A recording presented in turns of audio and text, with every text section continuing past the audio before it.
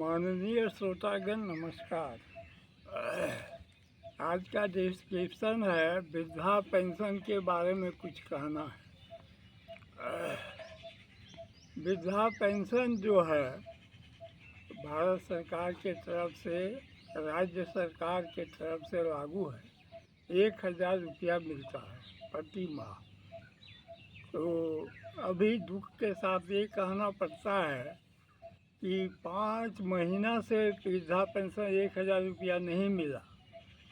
हम लोग वृद्धा में आते हैं, हमारे एक परिवार में पति पत्नी दोनों वृद्धा हैं।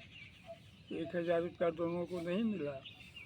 देखिए, वृद्धा पेंशन अभी इसलिए भगवान ने सुयोग दिया है, भगवान सुमति दिया सरकार को, दोनों सरकार को, केंद्र सरकार राज्य सरकार, तो ये लोग वृद्धा पेंशन देने लगे। कम से कम 1000 तो दिए। और अभी फ़िलहाल जो है यदि 5 महीना से नहीं मिला तो देखिए, वृद्धा पेंशन 1000 देते हैं तो उसका खर्चा हम लोग जो करते हैं सो बता रहा हूँ। क्या खर्चा होता है? एक पाव दूध डेली लेते हैं जिसमें 400 रुपया खर्चा होता है महीना में।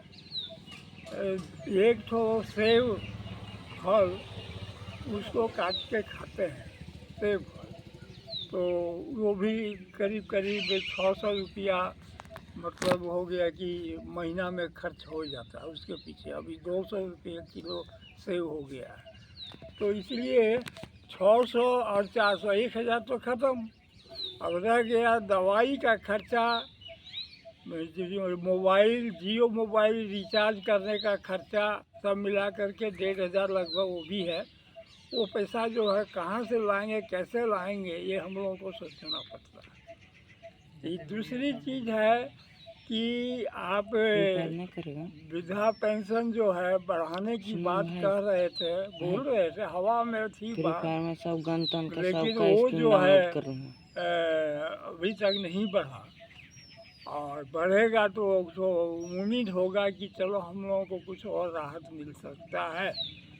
तो इसलिए देखिए, अभी अगर हम कर्ज लेते हैं तो मैं बताता हूँ कि हमारे राज्य सरकार के हेमंत सोरेन जी, माननीय चीफ मिनिस्टर हेमंत सोरेन जी, आपके वर्तमान जो पिताजी हैं शिबू सोरेन जी, वो एक समय में महाजन हटाओ, महाजनी प्रथा को बंद करो का आंदोलन लेकर चलते थे।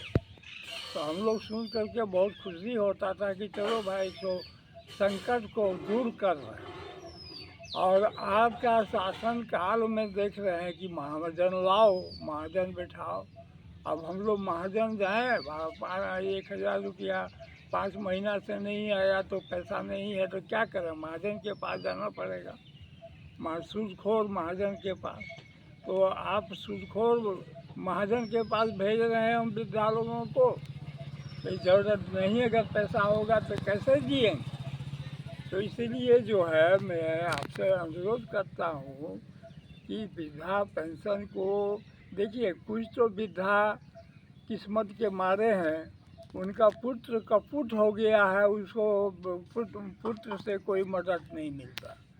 और कुछ वृद्धा ऐसे हैं जिनको बाल बच्चा है ही नहीं, संतान है ही नहीं, तो वो भी मारे हुए हैं। तो इसलिए कह रहा हूँ कि वृद्धा को पेंशन अगर आप रेगुलर देते हैं तो ये एक बहुत बड़ा धर्म करते हैं। धर्म, वृद्धा को मदद करना एकदम से डायरेक्ट धर्म है, आशीर्वाद है, वृद्धा का आशीर्वाद मिलता है। तो इसलिए इस पर ध्यान दीजिए। 5 महीना से नहीं मिला है, पता नहीं कि आपके पास अगर फंड नहीं है तो आप कर्जा लीजिए श्रीमान जी, कर्जा लेके पेंशन दीजिए। आप कर्जा आपको मिल जाएगा, आपका औकात है, महाजन आपको कर्जा दे देगा। लेकिन वृद्धा लोगों के पास औकात नहीं, कर्जा कोई देगा भी नहीं, और देगा तो बहुत बड़ा सूद खोजेगा।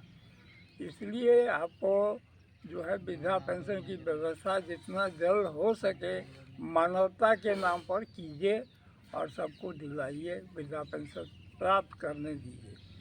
ये मैं आपको अनुरोध किया। अब रह गया अब 5 साल के शासन करने के बाद भी आपकी इच्छा हुआ कि नहीं दोबारा शासन में आएंगे, हेमंत सोरेन जी का सरकार दोबारा होगा, जरूर हो गया, जनता ने दे दिया आशीर्वाद, हो गए दोबारा। क्योंकि आप निभाइए जनता के साथ, वैसा काम कीजिए कि दोबारा आने से देखिए कुछ नया नया एक काम किए तब ना। तो आप जो है ध्यान दें, यही आपसे निवेदन है। आप तो फेसबुक के फ्रेंड हैं, मैं फेसबुक में ये वीडियो दे रहा हूँ, आशा है कि आप पढ़ेंगे सुनेंगे, मैं आपको इस पर ध्यान दें। और आजकल कल्पना सोरेन जी कहाँ गई हैं? कहीं बहुत भाषण देती सुनते थे, अच्छा लगता था, और अभी कहाँ भाषण देती है पता नहीं, उनका भाषण भी नहीं सुन पा रहे हैं क्या कहने जा रही है। ठीक है, धन्यवाद।